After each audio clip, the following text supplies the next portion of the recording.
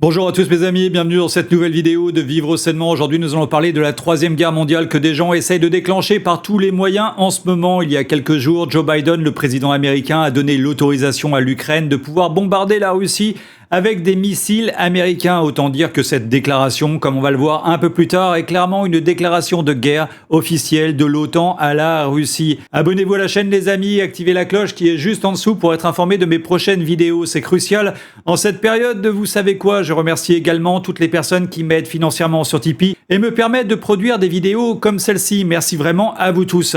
Allez, on va commencer de suite et vous allez voir, j'ai passé des heures à regarder les médias grand public sur le sujet, car ces médias, par leur désinformation totale, nous indiquent clairement quel est le but recherché de l'OTAN. C'est parti. Le président Biden a autorisé la première utilisation des missiles à longue portée, relative longue portée, je crois que c'est 300 km, fournis par les États-Unis, par l'Ukraine pour des frappes à l'intérieur de la Russie.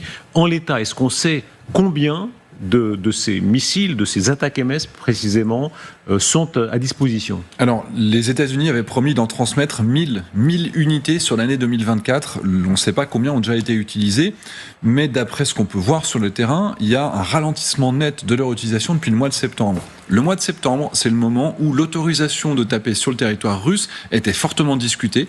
Et justement, on peut se dire peut-être que les Ukrainiens, en préparant cette future capacité de tirer partout, ils ont peut-être réduit leur tir pour avoir un stock. Donc peut-être qu'ils ont plusieurs dizaines, plusieurs centaines qui pourraient tirer dans les prochains jours, avant que les Russes aient le temps de retirer leurs dépôts de munitions et tout le reste. Voilà, donc en gros, ils ont plusieurs centaines de missiles longue portée qu'ils pourraient utiliser pour détruire toutes sortes de cibles normalement militaires en Russie. Et c'est ce qu'ils ont commencé à faire. L'Ukraine a bien frappé le sol russe avec des missiles américains. L'information a été confirmée à l'agence France Presse par un haut responsable ukrainien sous couvert d'anonymat, quelques heures après les accusations de Moscou. De son côté, le chef de la diplomatie russe, Sergueï Lavrov, dénonce un tournant du conflit et il promet, je cite, une réponse appropriée. Quelques heures plus tôt, Vladimir Poutine, le chef du Kremlin, a signé, lui, un décret qui élargit les possibilités de recours à l'arme nucléaire en cas d'assaut aérien massif contre le territoire russe.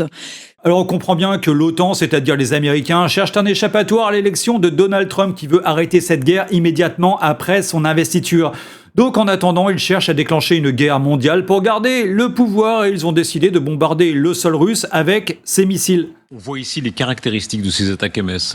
La portée, arrêtons-nous un instant là-dessus aussi, cette portée de 300 km, c'est peu, c'est beaucoup, en tout cas ça ne va pas jusqu'à Moscou. C'est le maximum légal qu'un pays peut transmettre s'il respecte encore les règles internationales. La Russie viole tous ces textes, ça y a pas de problème, mais nous on continue à respecter la règle de 300 km. Donc même quand on transmet par exemple des missiles Scalp, le missile Scalp va à plus de 400 km. Quand on le fournit à l'Ukraine, on le réduit à 300, donc non, les Ukrainiens ne pourront jamais toucher Moscou avec les armes qu'on leur fournira. Par contre, ils n'ont pas besoin de nous. Ils vont beaucoup plus loin parce que eux, localement, ils font des armes, certes, de moindre capacité, mais néanmoins qui peuvent aller plus loin que Moscou. Voilà, donc clairement, ce qu'il dit de manière déguisée, c'est qu'éventuellement, optionnellement, potentiellement, les Ukrainiens, tout seuls, peuvent cibler Moscou avec des armes qu'ils construisent eux-mêmes et sans l'aide de l'OTAN. Magie. Et nous verrons plus tard que tout ceci n'est que du mensonge et qu'en attendant, le Royaume-Uni a également autorisé l'Ukraine à cibler la Russie avec des missiles longue portée. Le ministère russe de la Défense déclare que l'aviation ukrainienne a frappé 2 sites industriels dans la ville de Louhansk avec des missiles de croisière à longue portée Storm Shadow fournis par le Royaume-Uni. Il ajoute que cette action va à l'encontre de l'indication de Londres, précisant que les armes britanniques ne seraient pas utilisées contre des cibles civiles. Voilà donc ces missiles britanniques Storm Shadow furent utilisés pour tuer des civils. Je rappelle que la France, avec nos impôts, a fourni des Scalp, d'autres missiles longue portée qui seront éventuellement également utilisés pour tuer des civils en Russie. Voilà où passe tout notre argent avec Macron. Et écoutons le porte-parole de la Douma russe sur l'éventualité de frappes ukrainiennes sur le territoire russe. Si cela se produit, la Russie sera obligée de répondre en termes très clairs, et c'est ce qu'il se produira. Comment ? C'est une question pour le ministère de la Défense. Mais il est clair qu'il y aura une réponse. L'utilisation de nouveaux systèmes d'armes que la Fédération de Russie n'a pas utilisés sur le territoire ukrainien n'est pas à exclure. Nous comprenons que la prochaine étape pourrait être une réponse des États-Unis, mais notre réponse sera inévitable. C'est ce qu'on appelle l'escalade. Donc clairement, la Russie ne va pas rester les bras croisés en se faisant bombarder sur son sol. Quand on parle de la Russie, on parle clairement de la première puissance nucléaire mondiale quand même. Et regardez ce qu'est en train de déployer la Russie sur son sol. Ce sont des RS-26, des missiles balistiques intercontinentaux russes à portée variable de 1000 à 5800 km, capables de transporter des ogives nucléaires ou conventionnelles. Ils sont hypersoniques, 5 fois la vitesse du son, et conçus pour contourner les défenses antimissiles grâce à leur trajectoire imprévisible. Donc les Russes sont actuellement en train de les déployer sur leur sol. Et regardez également ce que les Russes produisent massivement en ce moment. La Russie se prépare-t-elle à une guerre nucléaire ? Mardi 19 novembre, son ministère pour la Défense civile a dévoilé ces images. C'est un abri anti-atomique portable. Il peut accueillir 54 personnes durant 48 heures. Il protège contre les radiations ou les armes chimiques. Le Kremlin a démarré une production en série de ces conteneurs. Une annonce qui survient au moment où les tensions entre la Russie et l'Ukraine s'aggravent. Le Kremlin a élargi les possibilités de recours à l'arme nucléaire, notamment en cas de lancement de missiles balistiques contre la Russie. Mais ne vous inquiétez pas, tout va bien, c'est Macron qui nous protège. Alors là, évidemment, clairement, ça fait flipper tout le monde. Ce gars-là est déconnecté du bocal, comme tout le monde le sait. Et écoutez, le ministre des Affaires étrangères de la Russie.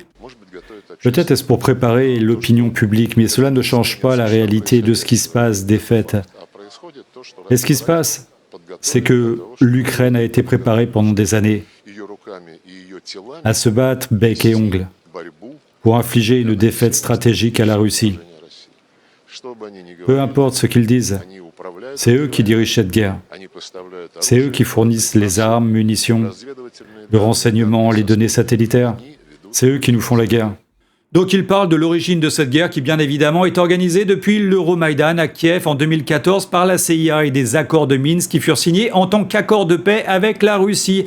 Alors qu'Angela Merkel et François Hollande ont avoué que ces accords de paix n'avaient été signés que pour préparer l'Ukraine à la guerre avec la Russie. Ces deux crapules, l'ex-chancelière allemande et l'ancien président français, ont absolument tout avoué face caméra. Et ouais. Et écoutez Vladimir Poutine déclarant que c'est l'OTAN qui bombarde la Russie actuellement. Le fait est, comme je l'ai déjà dit, et tous les experts le confirmeront tant ici qu'en Occident, que l'armée ukrainienne est incapable de frapper avec des systèmes modernes de haute précision et de grande portée de production occidentale. Il ne peut pas le faire. Cela n'est possible qu'en utilisant des données de renseignement provenant de satellites dont l'Ukraine ne dispose pas. Ces données ne sont disponibles qu'à partir des satellites de l'Union européenne ou des États-Unis, en général des satellites de l'OTAN. C'est le premier point. Le deuxième point, très important, peut-être le plus important, est que les assignations de vol pour ces systèmes de missiles ne peuvent être saisies que par le personnel militaire de l'OTAN.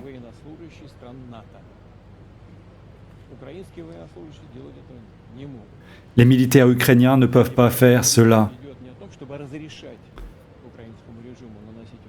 Il ne s'agit donc pas d'autoriser le régime ukrainien à frapper la Russie avec ses armes ou de l'en empêcher.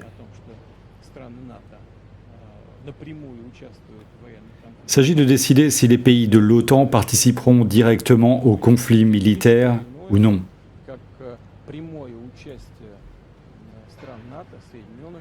Si cette décision est prise, cela ne signifiera rien d'autre qu'une participation directe des pays de l'OTAN, des États-Unis et des pays européens à la guerre en Ukraine.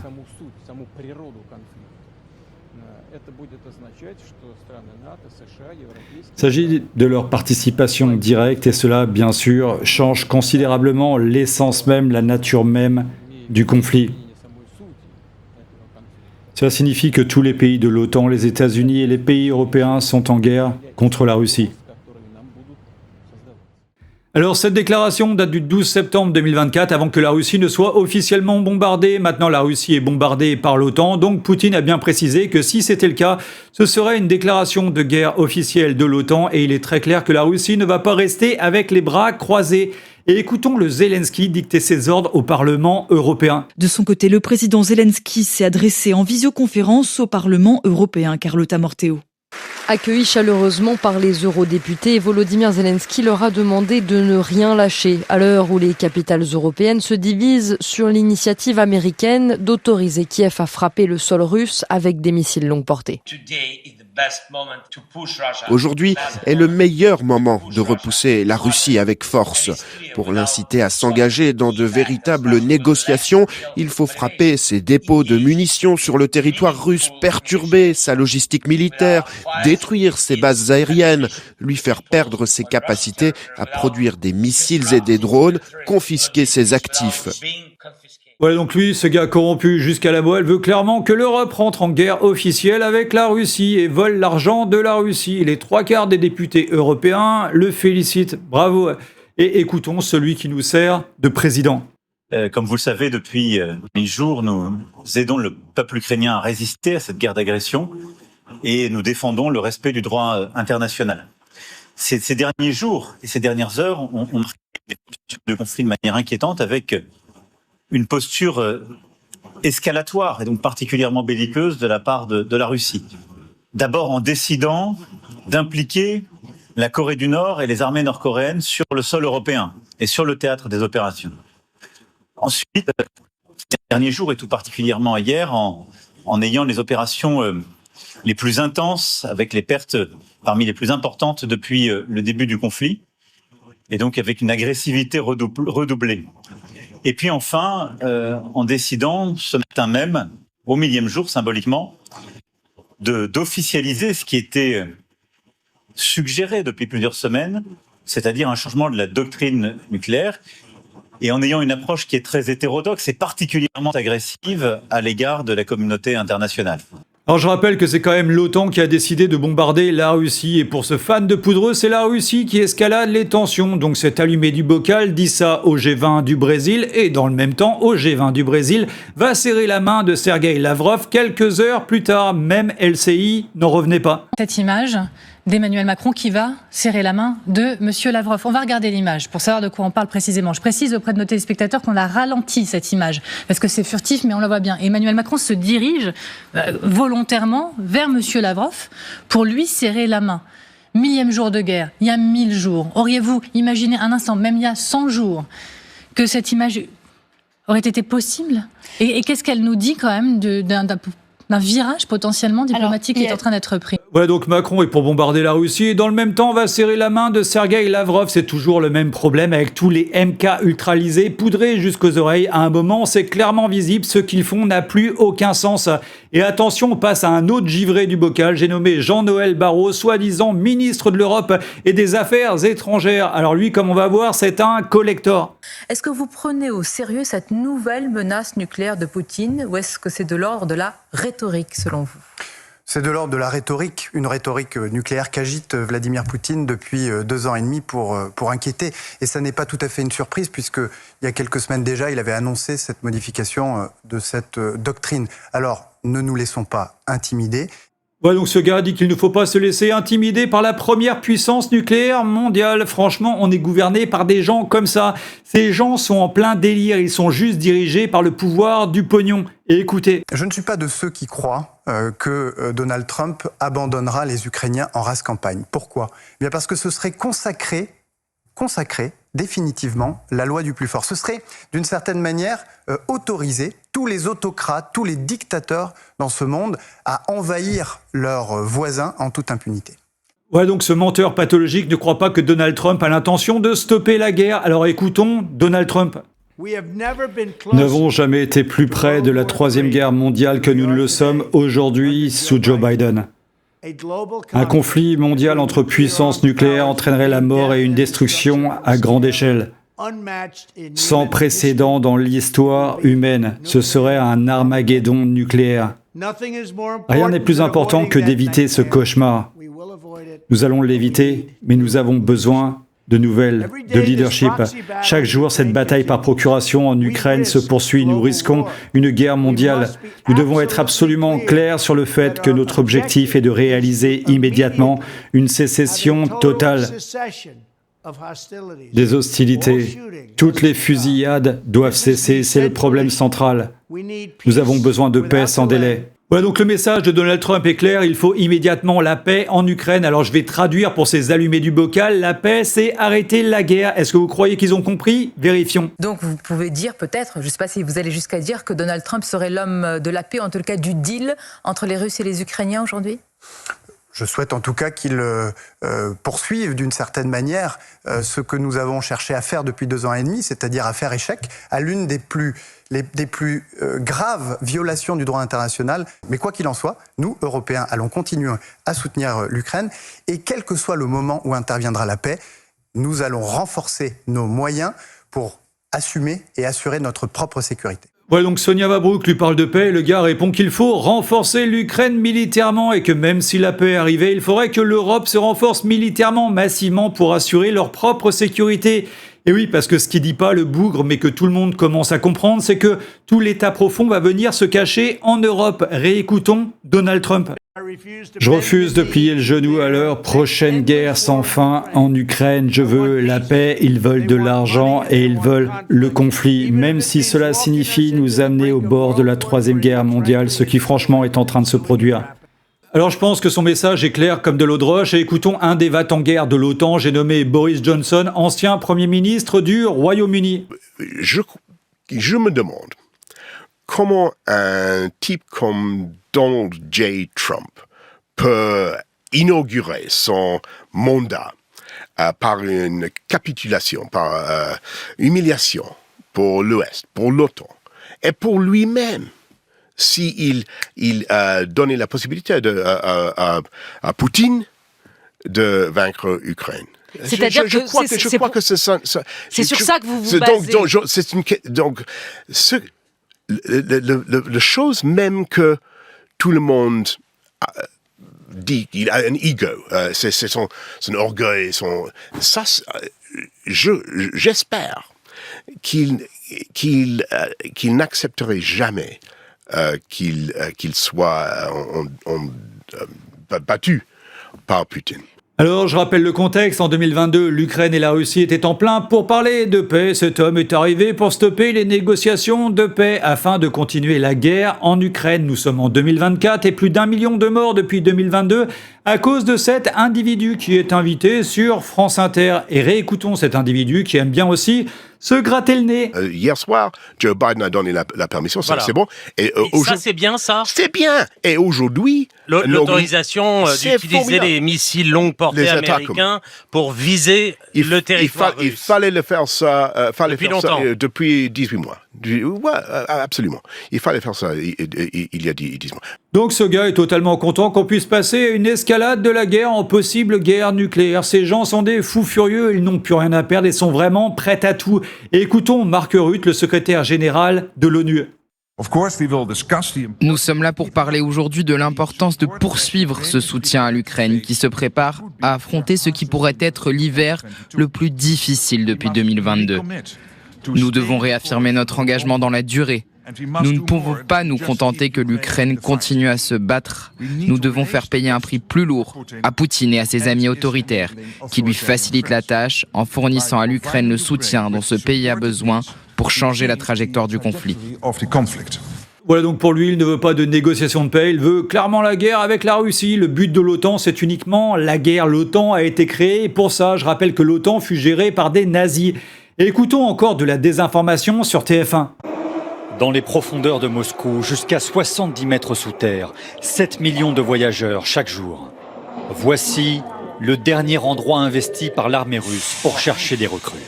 Bon, là, nous sommes dans le métro moscovite. On va remonter à la surface et vous allez voir, les affiches de recrutement de l'armée sont omniprésentes. Dans les couloirs, ces panneaux et d'éphémères bureaux d'information. Même au moment d'acheter son ticket de métro, sur toutes les bornes, cette publicité pour s'enrôler sous les drapeaux. Et c'est la même chose à la surface. Alors voilà, pour ce pseudo-journaliste, ça c'est le recrutement du désespoir de la Russie. Alors regardons comment se passe le recrutement des soldats en Ukraine. À la sortie d'un concert, ce jeune homme se débat avant d'être maîtrisé par des policiers. Des arrestations violentes pour traîner de force des civils jusqu'à des centres de recrutement. Partagées sur les réseaux sociaux, ces scènes terrifient les Ukrainiens. Les hommes visés sont ceux qui n'ont pas répondu à leur convocation militaire. Ce jeune homme de 31 ans n'a pas encore été appelé, mais redoute déjà son intégration forcée dans l'armée. Alors voilà, donc d'un côté, la Russie pose des affiches pour recruter ses soldats, et de l'autre côté, l'Ukraine enrôle de force des hommes et des femmes au hasard comme ça dans les rues. Et c'est la Russie encore qui est le mauvais pays selon TF1. Tout le monde se rend compte de plus en plus de la supercherie, à quel point la télé mainstream n'est juste que de la programmation d'opinion. Et écoutez. De quoi la Russie est-elle capable? Ce sont ces sabotages qui lui sont attribués à tort ou à raison, vous allez nous dire les éléments qui existent pour l'instant, de câbles reliant la Finlande et l'Allemagne. Et vous me disiez tout à l'heure que, développement tout à fait récent, un deuxième câble aurait été endommagé, cette fois saboté entre la Suède et la Lituanie. Regardez cette carte, on parle ici de cette suractivité des navires russes dans la région. Et c'est ce qui fait, disons, le soupçon qui est porté sur les Russes. Ben, les Russes, de toute façon, on sait très bien que depuis longtemps, ils font une guerre asymétrique, une guerre sous le niveau d'intensité qui appellerait à une guerre ouverte, mais néanmoins, ils font ce genre de choses. Que ce soit pour brouiller les avions, les GPS des avions qui vont passer par là, que ce soit pour organiser de la déstabilisation de nos gouvernements, ou ce qu'on a vu par exemple en Nouvelle-Calédonie, que ce soit pour organiser l'immigration, pour taper sur certains gouvernements en Pologne, etc.